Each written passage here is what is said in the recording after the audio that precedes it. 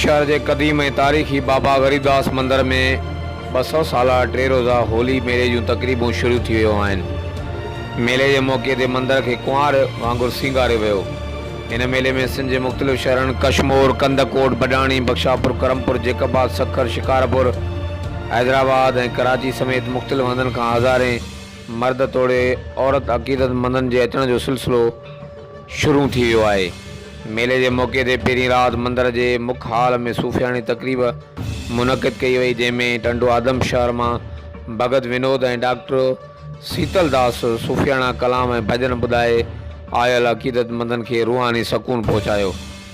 उन खां अॻु मेले की शुरूआत में यज्ञा करायो वियो, जंहिंमें सिंध के सलामती तोड़े मुल्क की बका ऐं मेले की कामयाबी लाइ मालिक आॾो प्रार्थना कई वई।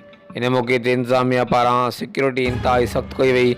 मंदिर के ख़ारजी तोड़े दाख़िली रस्तनि ते पुलिस जवाननि खे तैनात करे पिकटूं क़ाइमु करे ईंदड़ वेंदड़ माण्हुनि खे चेकिंग कई पई वञे। मेले में हिंदू पंचायत तरफ़ां आयल हज़ारे अक़ीदतमंदनि लाइ लंगर जो बंदोबस्त भी कयो वियो आहे।